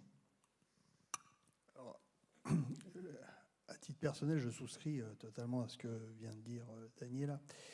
Pour autant, j'aimerais faire un petit correctif. Le terme humaniste est un terme que je déteste parce que c'est de la moraline dégoulinante et c'est insupportable. L'humanisme, ça veut rien dire, et si on veut savoir exactement ce que ça veut dire, l'humanisme, c'est né au XIVe siècle, et c'était l'idée de faire mettre l'homme à la place de Dieu et de faire table rase de Dieu et de faire justement de l'homme un Dieu. Et c'est totalement le contraire de ce que vient de dire Ifrid, à quoi je souscris. Il n'est pas question que l'homme devienne Dieu. Dieu doit être à sa place. On se fond en lui, on s'éteint en lui, pourquoi pas. Le terme me satisfait également. Pour autant, l'humanisme s'est confondu avec le fait qu'il faut aimer tout le monde. C'est bien, mais tout ça, c'est un objectif, et ça passe par la transformation de soi et par la réalisation. Et c'est pour ça que le travail est long. En réalité, comment aimer la différence? Aimer la différence, c'est très, très difficile, tant qu'on la voit. Et pour ne pas la voir, il faut justement avoir un point qui nous permette, un point qui est immuable, qui est éternel, qui est universel, qui est sans espace et sans temps, qui est l'endroit d'où on peut voir qu'il n'y a aucune différence et que chaque point de la périphérie est totalement identique. Et ça, c'est très compliqué. C'est pour ça que le terme humaniste n'est pas le terme qui me convient, mais j'entends que c'est le terme le plus partagé par la plupart des gens, qui est bien galvaudé, comme aujourd'hui le symbole est un terme qui veut dire que ça ne vaut rien, alors que pour moi ça vaut tout, puisque le symbole c'est ce qui rapproche les hommes les uns des autres, par opposition au diabolone, qui est ce qui divise, et je vous laisse aller chercher l'origine d'autres termes issus du mot diabolone. On a des devoirs là, il va falloir bosser. Merci. 2 minutes, puis on va y arriver. Alors non seulement c'est nécessaire, mais c'est fondamental, notamment dans notre monde aujourd'hui. Connaître le religieux, le fait religieux. Alors quand je dis ça, vous avez bien compris, c'est pas la catéchèse, etc. Hein. Ça fait partie de ce qu'on peut appeler la culture générale, ce qu'on appellerait l'homme, alors avec un H majuscule, bien sûr. Hein. L'homme honnête de notre époque, et dans un nouvel humanisme, pas un humanisme qui se verrait divinisé justement, et c'est là, mais même si des gens penseraient comme ça, on pourrait se retrouver sur des valeurs, des principes, des universaux, mais on ne serait pas très certainement dans le même cheminement. Et le fait que le texte justement et l'orthopraxie nous appellent à prendre le temps, c'est fondamental. Vous savez, les musulmans, ils ont 5 prières par jour, etc. Je vous passe les 5 piliers, vous les connaissez par cœur. C'est les choses extérieures, mais on a tout ce qu'on appelle les piliers de l'iman, de la foi, qui sont les choses intérieures. Et c'est ça l'essentiel. Tu parlais de la forme et du fond, c'est ça. Et il faut les deux. À la fois, Dieu est transcendant, mais il est aussi immanent. Le très haut, mais aussi le qarib, il est très proche. Il est le premier, mais aussi le dernier. Et ça, c'est fondamental parce que justement, on est dans ces deux choses à la fois contraires et il faut qu'on retrouve des moments de... Alors, il y a ceux qui appellent méditation, pleine conscience, on l'appelle comme on veut, mais c'est de retrouver des temps où justement, on se pose, on se calme, entre guillemets. Et puis, alors pour celui qui est avec Dieu, il y a également ce qu'on appelle les prières, et c'est ça, et c'est en lien avec ce que je vous disais, la contemplation. Les 5 prières, elles sont sur l'ensemble de la journée, avant l'aube, au zénith, en début d'après-midi, au coucher du soleil, et après dans la nuit. Et vous êtes en lien avec je parlais d'Ibn Arabi tout à l'heure, il a développé toute une cosmogonie justement des liens avec toute la création. Le côté céleste, même le côté animal, végétal, minéral et le côté humain. Et comment, dans ce nouvel humanisme-là et notre avenir en commun, dans notre République, où il y a liberté, égalité, fraternité, qui n'est pas une république contre les religions. J'ai vu qu'il y avait une table ronde après là-dessus, donc je laisserai c'est d'y assister, contrairement à une idée reçue, où un certain laïcisme voudrait aller jusqu'à effacer tous les signes qui rappelleraient du religieux dans l'espace public. Vous avez des propositions de loi aujourd'hui, comme à l'époque, je sais pas, vous connaissez peut-être le film documentaire La Séparation, qui reprend les textos qui a été... vous savez, il a fallu pratiquement 1 an, la loi de 1905, hein, contrairement, il a fallu 1 an pour y arriver, et c'est les modérés qui ont gagné. Il y a ceux qui voulaient interdire la soutane dans l'espace public, il y a ceux qui voulaient il y a ceux qui voulaient ça. C'est entre guillemets ce qu'on appelait les modérés, Aristide Briand notamment, et le discours de Jean Jaurès a été fondamental dans le fait de faire adopter cette loi-là. Et pourquoi c'est une loi fondamentale? Parce qu'elle perdure justement, même si elle a été revue plusieurs fois, notamment avec la dernière loi de de 2021, mais ce n'est pas une exclusion du religieux de partout et de l'espace public. Et ça, malheureusement, on a une certaine lecture dominante. Alors, il y a des philosophies différentes de la laïcité, certes, qui ont tout à fait la possibilité de s'exprimer, de convaincre, etc., voire même d'être anti-religieux. C'est une chose. Mais il y a une chose qui doit rassembler tout le monde, c'est la laïcité juridique. C'est la loi commune. Et c'est là qu'il faut effectivement déjà la connaître. Et quand ça m'est arrivé de discuter avec des élus à l'époque où on construisait le centre musulman de la Duchère, quand je dis que la loi de 1905 permet à des collectivités locales de garantir des prêts à des associations cultuelles. Donc je vous parle de ça, on a signé le protocole en 2005, donc c'était 2-3 ans avant, mais ils me regardaient avec des yeux me disant « mais ça va pas bien, c'est pas ça la laïcité ». Bon, je dis gentiment, tu vas relire la loi et on se reprend un café après, on en discute. C'est-à-dire qu'il découvrait la loi de 1905, alors que lui nous disait défendre tout ça. Donc, non seulement c'est fondamental, et je rappelle que l'enseignement du fait religieux est dans les programmes, depuis notamment le rapport de Bray, Dieu un itinéraire, justement, tout un programme. Merci. On va passer aux questions. Alors, je vais distribuer le micro.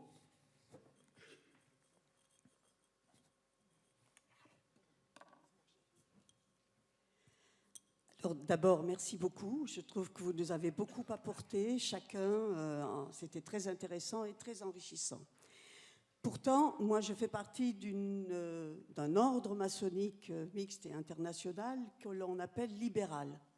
Et comme beaucoup d'autres obédiences maçonniques qu'on appelle libérales, je crois que nous ne faisons aucune allégeance à un livre saint ou à un livre qui aurait été une parole divine, en tout cas.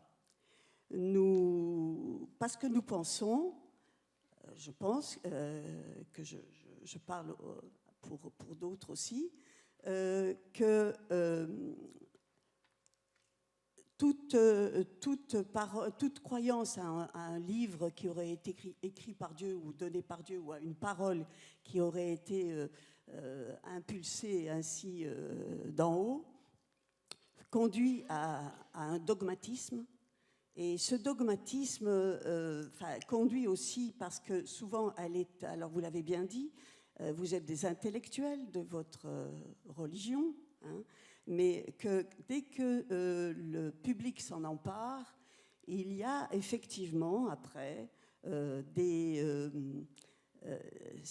type de dogmatisme conduit à des refus de l'autre, à des exclusions, à des guerres, hein, conduit à tout type d'excès. Et nous pensons, dans mon obédience en tout cas, nous avons la possibilité sur l'autel de la loi de déposer l'équerre, le compas, et on a le choix, soit un livre saint, n'importe quel livre saint, soit un livre blanc, soit une règle. Les loges dans lesquelles je travaille ont plutôt choisi la règle, et parce que nous avons une constitution internationale qui, effectivement, a été établie en dehors de toute allégeance à une religion, bien sûr, et dans une laïcité totale, c'est-à-dire la laïcité comprise, je crois, hein, c'est-à-dire que tout le monde a le droit de croire, mais l'obédience en elle-même, l'organisation en elle-même laisse la liberté à chacun. Et il me semble que nous avons en maçonnerie la possibilité d'accéder à une spiritualité dès le début, parce que le parcours maçonnique et la technique maçonnique, si je puis dire, ou plutôt le cheminement maçonnique nous le permet, à travers justement ces rites et ces symboles, ces mythes, etc., d'accéder à une volonté pour tous d'aller au-delà de nous-mêmes, cette espèce de ce que je pourrais appeler spiritualité laïque, j'aime pas bien le mot, ou spiritualité brute, certains l'appellent comme ça, une spiritualité faite à partir du désir d'élévation de l'homme, le désir de se perfectionner, le désir d'être meilleur que lui-même, le désir de s'ouvrir aux autres, de considérer l'autre effectivement comme son propre lui-même, bien sûr, et donc d'être meilleur. Hein, on parle de loge de perfectionnement aussi. Et c'est à travers cette spiritualité purement sans Dieu que nous comptons y arriver. Nous en avons la conviction. Je voulais vous poser la question, est-ce que vous pensez qu'il puisse y avoir une spiritualité sans Dieu? Je voudrais préciser que chez nous, il y a des croyants et il n'y a aucun problème avec leurs croyances.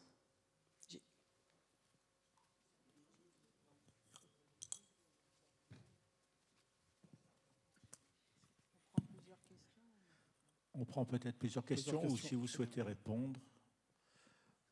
Non, moi je pense qu'effectivement, c'est ce que je disais sur les universaux. Je me souviens, il y a quelques années de ça, une vingtaine d'années, on avait invité Michel Moreno, qui était à l'époque dans la Ligue de l'enseignement, le groupe Abraham. Et justement, lui, il disait avoir une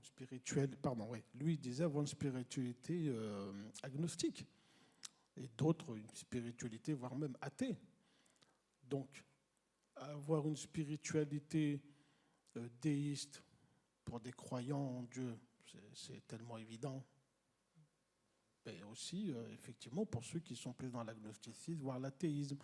Et sur ce que vous disiez sur la question des textes qui sont comme ça, parce que vous avez commencé en disant parce que ça viendrait, enfin, c'est comme ça que je l'ai entendu, mais c'est pas la phrase que vous avez utilisée, mais ça viendrait des dieux, donc ce serait dogmatique. Mais c'est tout ce que le cheminement ne veut pas, c'est d'éviter, c'est justement de refuser les dogmatismes, d'où qu'ils viennent, même religieux. C'est pour ça que, contrairement à une idée reçue, vous prenez l'histoire musulmane, il y a une pluralité d'écoles juridiques, théologiques, mystiques, etc. Même si tous ceux qui ont voulu éviter ça en dogmatisant, justement, eh ben, ils n'y sont jamais arrivés, jusqu'à aujourd'hui. Ils n'y sont jamais arrivés. Donc l'instrumentalisation du religieux par le religieux même, et bien sûr, est possible. C'est pour ça qu'il faut développer connaissance, savoir, orthopraxie et amour pour ne pas tomber dans ces pièges-là. Et il faut mettre des garde-fous. Ouais, Patrice. Alors, est-ce que c'est pour moi cette question? J'en sais rien. Mais il semblerait qu'en réalité, on revient toujours à la vieille polémique franco-française qui s'est internationalisée par le fait que certains Français se sont expatriés et ont allé propager les idées des Lumières. Moi, je ne peux pas parler de la maçonnerie libérale.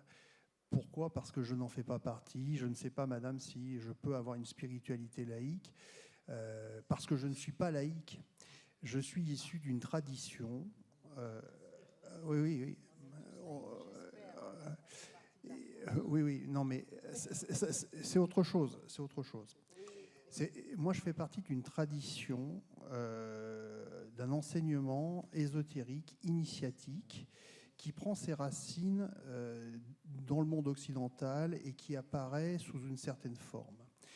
La forme dans laquelle il s'exprime sous une forme avec pour base une croyance en Dieu. À savoir que les textes qui ont été écrits sur la base de la croyance en Dieu.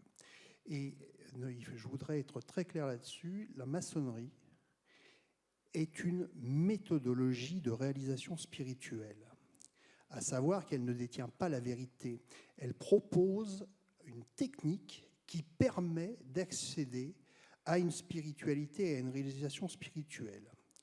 Cette réalisation spirituelle, elle marche parfaitement selon les textes et les rites que nous pratiquons si l'on est théiste.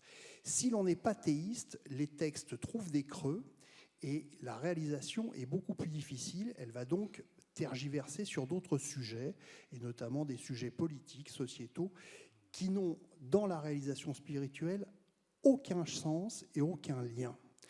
Je ne fais pas de politique, je ne fais pas de religieux confessionnel. Je l'ai dit tout à l'heure, le confessionnel est une nécessité exotérique que j'adapte en fonction de la chose par rapport à ça. En conséquence de quoi, ça reviendrait exactement à la même chose de dire que si nous pratiquions un sport, et le sport véhicule un certain nombre de valeurs tout à fait fondamentales pour le bien vivre ensemble, le fait de pratiquer le football et le fait de pratiquer le rugby ne entraîne pas du tout la pratique des mêmes règles. Et si vous voulez importer dans le rugby les règles du football, eh bien, ça ne va pas fonctionner. Donc, on peut tout à fait vivre une spiritualité. Il y a plein de façons de vivre la spiritualité, la maçonnerie, le yoga, ce que vous voulez, les pratiques hindoues et le New Age et tout ce qu'on veut. Et ce n'est pas un problème. Mais moi, je ne peux parler, et j'ai bien pris la précaution oratoire en début de cette séance, de dire que je ne pouvais parler que depuis moi et de la connaissance que j'avais de la maçonnerie, qui est une connaissance exclusivement de la maçonnerie régulière. Et encore, dans la maçonnerie régulière, je ne suis compétent que dans le rite écossais ancien et accepté et un petit peu le rite émulation, pour l'avoir pratiqué, les deux à un certain niveau. Donc j'ai la connaissance du rite, j'ai la connaissance donc de la technique de réalisation spirituelle. Ce qui ne veut pas dire que j'ai atteint la réalisation spirituelle, parce qu'il y a une différence entre connaître et pratiquer. Pour autant, me semble-t-il, la maçonnerie est une gnose et elle s'applique comme ça. Après, il y a sans doute d'autres formes que je ne connais pas et que je souhaite rencontrer, évidemment, comme n'importe quelle connaissance. Oui. Donc, il y a une exposition en ce moment là sur la bande dessinée, donc ça fait penser aux images, bien entendu. Donc, c'est ce fameux problème des images donc, et de l'idolâtrie. Savoir, bon, si par exemple, il y a une idolâtrie en maçonnerie.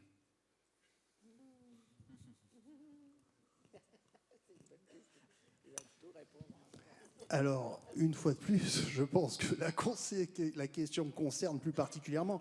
Bien évidemment que non. Il ne peut pas y avoir d'idolâtrie en maçonnerie. D'ailleurs, si vous avez atteint le 4e degré du rite écossais ancien accepté, l'une des premières formules est « tu ne te forgeras pas d'idole humaine ». Et donc, en aucun cas, tout ce qui est conçu par une forme idolâtrique ne peut pas fonctionner. Et donc, non, il n'y a pas d'idolâtrie possible. En tout cas, si on a bien compris le rite écossais ancien accepté dans le cadre de la maçonnerie. Il y avait un monsieur qui posait une question. Oui, je vous en prie, monsieur. Merci à tous les quatre pour votre éclairage. Une question biblique, si vous me le permettez. Moi, je suis bi-appartenant parce que je suis franc-maçon du Grand Orient laïque et j'ai été élevé dans la foi protestante. Donc, j'ai étudié le livre, ce que nous appelons, nous, le livre, et dont une partie est commune à beaucoup d'entre nous. Ma question, j'emmerde un certain nombre de frères de mon atelier avec cette question depuis quelque temps, et je vous la soumets. J'ai été troublé de voir qu'au tout début de la Bible, dans la Genèse, Dieu estimait qu'il était fondamental que les hommes n'accèdent pas à la connaissance. Et que si jamais, par malheur, ils accédaient à la connaissance, ce qu'ils firent par l'intermédiaire de leurs femmes, des hommes, eh bien, ils devraient être punis. Alors, j'interroge mes frères, certains qui sont présents ici me répondent, d'ailleurs, et je les en remercie. Non, mais qu'est-ce que vous avez compris à cette histoire? Pourquoi Dieu interdit-il l'accès de la connaissance à l'homme, en sachant qu'on a devant nous au moins 2 représentants de religion qui nous démontrent que la connaissance est pour eux fondamentale et fondatrice? Pourquoi Dieu a-t-il interdit l'accès de la connaissance aux hommes? Merci de votre réponse. Bon, alors, oui. Alors déjà, vous affirmez quelque chose, comment dire, je pense que c'est une bonne chose que les hommes qu'ils aient mangé du fruit de la connaissance, d'abord. Et ils vivaient un peu comme, enfin, il y a plein d'interprétations. Une d'entre elles, c'est qu'ils vivaient au Jardin d'Éden un peu comme des enfants, totalement irresponsables. Effectivement, ça aurait pu durer longtemps, mais il y a un moment, on évolue. Et ils se sont, enfin, par l'intermédiaire du du serpent et de la femme, ne pas oublier le serpent quand même, effectivement, ils ont mangé du fruit de la connaissance du bien et du mal, et ça leur a permis, en fait, de devenir ce que nous sommes, des hommes, même s'ils ont été rejetés du jardin d'Éden. Et dans le judaïsme, c'est pas du tout une faute originelle, du tout. Hein, donc il faut qu'on soit clair là-dessus. C'est pas la chute, c'est pas la faute originelle. C'est une étape, effectivement. Oui, ils ont fauté, mais c'était en fait pour quelque chose qui leur a permis d'évoluer et de devenir ce qu'on est devenu après, effectivement. Voilà. Ah oui, vaste question. Là, le récit coranique n'est pas totalement le même que celui de la Genèse. Il n'y a pas de faute originelle aussi, comme dans le judaïsme. Et puis, c'est surtout pas la femme qui a poussé la dent archétypale. Et ça change tout. Ça change tout, entre guillemets. Après, le pourquoi du comment, ça a donné lieu à plein de commentaires, d'exégèses, etc. Une qu'on retrouve souvent, c'est cette idée justement de cheminement et de maturité. C'est-à-dire qu'à ce moment-là, on nous explique que l'homme adamique n'était pas prêt pour ça. Et que cet interdit-là, justement, a été fondateur. Et c'est ça qu'il faut. Harkoun va même parler de mythe fondateur, justement, et que ça va permettre tout le reste, et que ça rentre dans le dessein divin. C'est un peu l'explication sommaire qu'on donne. Après, il y en a qui vont plus loin, Ibn Arabi, etc. Il va beaucoup plus loin que ça dans la personne de Adam. Hein. Il y a un cher, vous connaissez peut-être, cher, c'est. Alors, il y a cher, le mot cher, c'est âgé, ça peut être quelqu'un d'âgé, mais c'est aussi cher en sens religieux du temps, c'est-à-dire qu'il y a un grand savoir, d'une grande expérience, etc. Khaled Ben Tounez, qui est maître spirituel d'une voie spirituelle qui s'appelle la Alawiya, qui a écrit tout un bouquin qui s'appelle L'homme intérieur à travers le Coran. Et il y a justement, il y a Adam, justement, Adam. Et il y a ce passage-là où il travaille, donc ce serait compliqué de développer là, mais l'idée sommaire communément transmise, c'est celle-ci. Ensuite, il y a ceux qui vont plus loin. Et puis, il y a des choses après, souvent, où on dit, on peut dire, c'est comme ça, point barre. Mais quand on va aller plus loin, connaître justement, il y a toute cette espèce qu'on appelle le ma'arifa. Le ma'arifa, c'est la connaissance, mais la connaissance intime. Ce n'est pas l'ilm, mais c'est le savoir au sens textuel du terme, mais le ma'arifa, c'est plus la connaissance intérieure. Donc là, il y a cette rencontre aussi avec le divin, et puis il va y avoir toute une question de dialogue intime. Il y en a qui disent avoir avec le divin, voire même avec des prophètes, etc. Donc là, on rentre dans une autre dimension, mais effectivement, la règle commune, c'est un peu celle que je vous ai dite, mais on n'en dit pas plus là-dessus. C'est vrai que le texte coranique est sommaire là-dessus. Il y a une autre question. Oui. Je voulais un petit peu rebondir sur ce qui avait été dit par la dame qui avait posé la... Pardon. Oui, je voulais rebondir sur ce qui avait été dit par la dame qui s'est exprimée au début, qui avait posé une question sur le détachement par rapport à la Bible, par rapport au texte sacré. Et c'est vrai que ça soulève une question qui est très intéressante. Finalement, c'est la place des autres récits, on va dire un peu mythiques, qui peuvent exister aussi et qui ne découlent pas nécessairement d'une interprétation religieuse, ni de l'histoire, ni même des relations au sacré. Il y a des mythologies, on va dire, laïques qui existent. Par exemple, le roman national français est une forme de mythologie laïque. On peut retrouver aussi des interprétations qui peuvent aller très très loin dans le dogmatisme. Ça peut être la longue marche de Mao, ça peut être la collectivisation en Union soviétique, la destinée manifeste américaine ou le Rouge Khmer de Vladimir Poutine.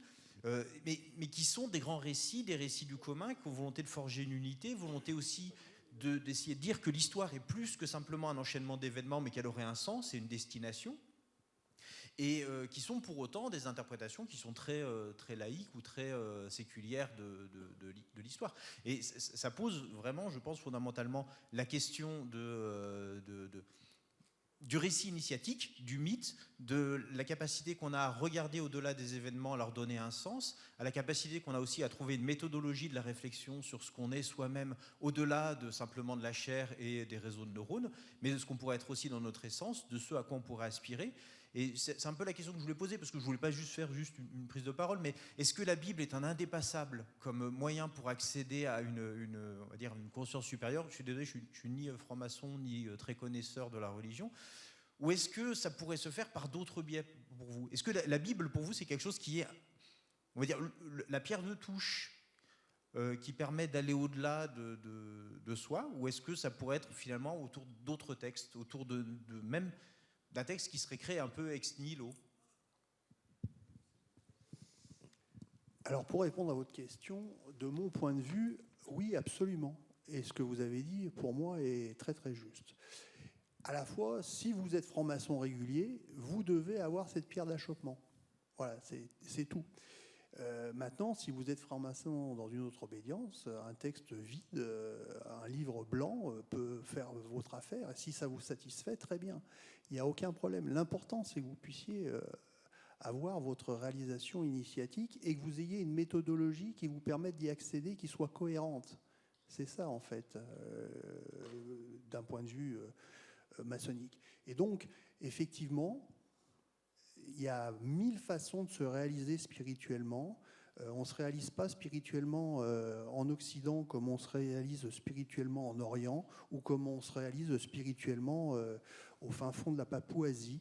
Et pourtant, les Papous ont une capacité à la réalisation spirituelle qui est sans doute beaucoup plus forte que nous parce qu'ils sont beaucoup plus liés à quelque chose de supérieur, au-delà de la chair et plus proche de notre essence.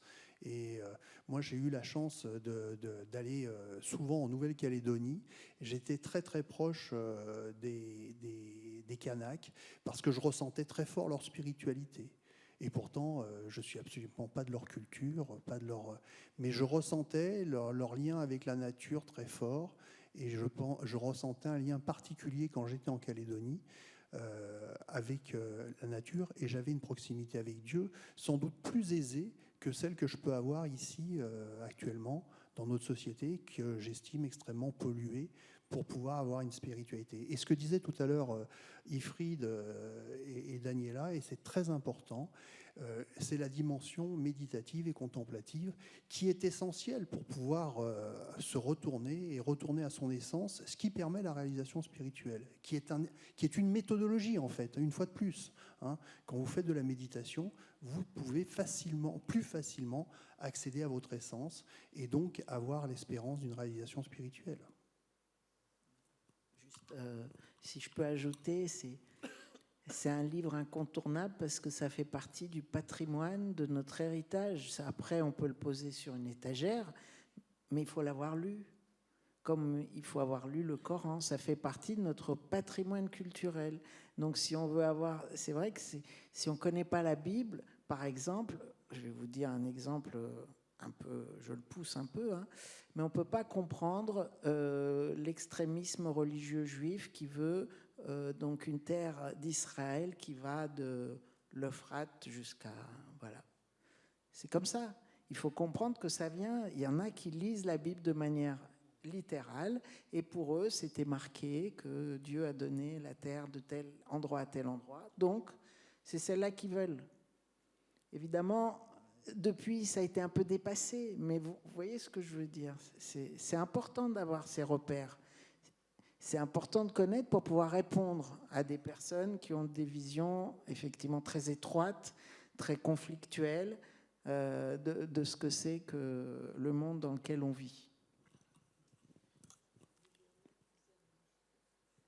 Oui, tout à fait d'accord. Et puis, je dirais, l'un n'empêche pas l'autre. Quand je parlais de mythes fondateurs, on peut en retrouver plusieurs. Quand je parle d'un chapitre sur la caverne, le cave, on peut y voir l'allégorie de la caverne de Platon. Vous avez dans ce chapitre-là ce que Massignon a retrouvé dans sa spiritualité, l'histoire des 7 dormants d'Éphèse, etc. Donc il y a des ponts, il en a même fait un pèlerinage d'ailleurs jusqu'à aujourd'hui, ça existe encore en Bretagne. Alors, je ne sais plus comment s'appelle la ville là, mais en Bretagne, il a créé un pèlerinage des 7 dormants en faisant un pont justement entre le. D'ailleurs, lui, il a été ordonné dans le rite, je crois, pas maronite, mais chaldéen ou quelque chose, parce qu'il était déjà marié, enfin, je sais pas quoi, une histoire de. Voilà. Il y a des histoires aussi de religion et non plus de foi. La religion et la foi, je parle à des connaissances, c'est deux choses complètement différentes. Complètement différentes. Et tu parlais de ceux qui. J'en ai même entendu, il parlait jusqu'à. Je crois que c'est Smodrich, il disait même jusqu'à de Damas, ça, je ne sais pas où, là, je sais pas. On ne sait même plus où ça va parce que c'est tellement. Voilà. Bah, vous avez pareil, on allait même à la maison, pardon, si j'ose dire, qui sont complètement dans un. Alors eux, ça va être sur le texte religieux, mais moi qui suis franco-algérien et mes parents sont de la Kabylie, j'en ai aussi, ils sont complètement, ils vont refaire la Numidie, le récit de Jugurtha, etc. Si on va éclater toutes ces nations, là, on va refaire les empires, on va refaire les trucs d'avant. C'était beaucoup mieux quand tout le monde marchait comme ça, à coups de bâton. Vous n'avez pas Vladimir Poutine, il avait fait quoi? Il a écrit quoi?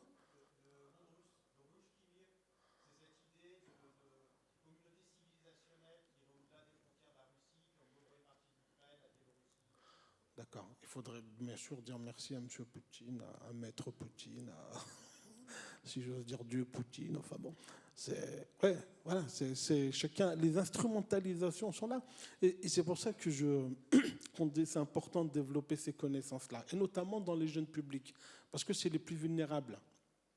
Et nous, on a un petit peu un certain âge, tous et toutes, il y a des jeunes quand même. Enfin bon, les réseaux sociaux, mais pullulent de ces trucs-là. Et tu parlais tout à l'heure d'intelligence artificielle, mais on voit des choses maintenant, on arrive à faire des choses, on croirait que c'est réel. Enfin, on arrive même à faire les voix, etc. Donc si on n'est pas l'esprit critique, c'est fondamental. Si vous n'arrivez pas à décrypter les images, vous n'avez pas l'esprit critique, et moi je fais partie de ceux qui appellent les pouvoirs publics à prendre l'enseignement de la langue arabe à bras-le-corps. Aujourd'hui, la langue arabe, je sais pas, Sarkozy, il a fait les assises de la langue arabe. Moi, j'ai appris la langue arabe au collège Jean Moulin dans le 5e, à l'école publique, en première langue. Ben maintenant, je sais pas, il doit y avoir 3-4 établissements ici par là. Vous allez à la Cité Scolaire Internationale, je crois il y a 30 places pour je sais pas combien de demandes. Je vous raconte pas pour entrer. C'est devenu carrément un truc. Alors quand vous proposez, j'étais parent d'élèves, vous proposez faire du bilingue, vous avez l'anglais et en même temps une autre langue. Donc il y avait tout un moment, on était dans le bilinguisme, il faut le développer, parce qu'en France, vous savez, les langues, on n'est pas très bon. Hein. Les fameux trucs PISA, etc. Je termine. Et donc on a bilingue anglais-allemand, super. Bilingue anglais-espagnol ou anglais-italien, super. Vous proposez bilingue anglais-arabe, mais c'est quoi ça? Ça existe, ça? C'est possible, ça? Bah oui, ça existe. Vous avez les Atrieux, à Vénissieux, il y a une bilingue anglais-arabe et ça fonctionne super bien. Voilà. Et comme l'hébreu. Moi, à l'époque, au collège où j'étais, Jean Moulin, il y avait de l'hébreu. On va passer à une autre question parce qu'on va bientôt devoir arrêter pour laisser la place à la prochaine table ronde. Donc, oui. Encore une question? Oui. Oh. Ah. Oui, je voudrais revenir un peu en arrière. Maintenant, ça va être un peu intempestif. Sur la question de l'Éden et du fruit et de la connaissance. Moi, ça m'énerve profondément et j'accepte, je trouve assez intéressante l'explication qui est donnée par Isabella Cohen qui dit, mais je ne suis pas versée en hébreu, et c'est pour ça ma question. Elle dit que c'est un problème de traduction, qu'en fait, ce n'est pas l'arbre du bien et du mal, mais que c'est l'arbre du bien et mal. Donc, ce n'est pas de la connaissance, mais de l'indécision. Et je voudrais demander à Danielle Toati ce qu'elle pense. Alors Isabelle Cohen, c'est une référence d'abord que j'apprécie énormément, et c'est vrai que ça peut être lu l'arbre bien et mal en fait sans rien. Je voulais revenir parce qu'il y a 2 récits de la création et ça on oublie. Hein. Le premier, il n'y a pas du tout de cette histoire. Hein. Il n'y a pas de serpent, il n'y a pas d'arbre, il y a juste qu'on a été créé à l'image de Dieu. Et on est complètement égaux, hein, femmes et hommes, à l'image de Dieu, il les a créés. Et c'est dans le 2e récit qu'intervient cette histoire où effectivement on a l'impression qu'il y a une hiérarchie. Il y a une hiérarchie entre Dieu, Adam d'abord, hein, puis Ève qui est faite à partir d'un côté d'Adam, et puis le serpent qui vient un peu mettre son désordre, pour pas dire plus, et la transmission qui se fait pas parce que Dieu parle à Adam de ne pas toucher l'arbre, mais Adam ne le dit pas à sa compagne, et donc c'est le serpent qui va lui dire, et il va lui dire de manière déformée. Donc il y a toute une histoire aussi de communication qui est intéressante avant d'arriver à cet arbre. Et puis en fait, il y avait 2 arbres. Il y a l'arbre de la vie aussi qui est au milieu du jardin et l'arbre de la connaissance. Effectivement. Et l'arbre de la vie fait mourir. L'arbre de la connaissance, c'est un peu plus trouble. Effectivement, il est dit hein, que sinon, si tu en manges, tu vas mourir. Et visiblement, Dieu n'applique pas ce qu'il a dit, puisqu'il les chasse, mais il reste en vie avec les difficultés. Mais voilà. Et de cette manière, on devient des personnes, en tout cas, responsables. Et je ne pense pas que la connaissance soit interdite. Elle est effectivement d'un accès peut-être un peu compliqué, voilà. Et que, bon, voilà, c'est... On va passer à la dernière question, et puis ensuite on devra... Oui, je voudrais rebondir un petit peu sur le propos de Rafid sur la langue. Il faut savoir quand même que dans la langue française, il y a 500 mots communs qui nous viennent du sanskrit et qui ont voyagé à travers les langues sémitiques, l'arabe, l'hébreu, etc. Et qu'avec 500 mots, on peut aussi engager un langage et engager aussi une réflexion. Et donc, je voudrais que Rafid nous en dise un peu plus. Et moi, deuxième question qui s'adresse à Daniela. Il y a aussi un concept de Dieu que je cite souvent et qui me paraît très important dans la religion juive, c'est le concept d'Amakom. Les Juifs sont des gens très concrets. Ils ont la conscience du lieu et de l'endroit où ils se trouvent. Et Amakom, au-delà d'être un des noms de Dieu, est aussi le nom d'un lieu, le lieu où nous nous trouvons actuellement. Le lieu aussi intérieur où nous réfléchissons et où nous communions avec nous-mêmes. Et aussi, il y a un deuxième mot aussi qui est important, c'est le mot mazal. Le mot mazal définit le destin. Et ce mot mazal aussi est en relation avec le mot amakom, le lieu, parce que chez les francs-maçons aussi, on dit que la vérité est un pays sans chemin. Et donc, il faut, si on veut accéder à cette vérité inatteignable, chercher cette vérité en se perdant aussi, en essayant, par le mazal, bien et mal aussi, en se perdant pour essayer de trouver la truc. Voilà, je voudrais qu'elle nous en dise un peu plus tous les deux. Alors, je suis désolé, mais il est 15h20. La prochaine table ronde est à 15h30, donc il nous reste au maximum 5 minutes. On va faire très rapide. On va faire très rapide. Éclore. Merci André pour ta question. Cette question de la langue est fondamentale. Alors, je ne saurais vous conseiller Jean Pruvot, nos ancêtres les Arabes. Vous saviez que ce n'était pas les Gaulois, vous saviez. Hein, ce que le français doit à la langue arabe. Vite fait, il explique. La langue française, elle s'abreuve à 3 grandes sources de langue, l'anglais, l'italien, l'arabe. Il y a à peu près 500 mots de l'arabe, mais passés aussi par le syrien, etc., comme tu as dit. Si on compte, on rajoute les mots d'origine arabe dans la langue anglaise, plus les mots d'origine arabe dans la langue italienne, plus les mots dans la langue française d'origine arabe, la langue arabe arrive en premier. Donc, quand on parle français, on parle arabe. C'est pour ça que ceux qui vous disent, mais quand vous parlez d'enseignement, vous savez ce que Najat Vallaud-Belkacem, ex-ministre d'éducation nationale et de la jeunesse, a subi quand même. Enfin, on l'a quand même traité dans un magazine d'ayatollah. Enfin, c'est quand même, pour elle, une féministe quand même, c'est quand même incroyable. Parce qu'elle a simplement changé les échos et elle a proposé de faire une deuxième langue en 5e au lieu de la faire en 4e, parce que les chéris de nos chers privilégiés, ils sont 20% à faire des bilangues.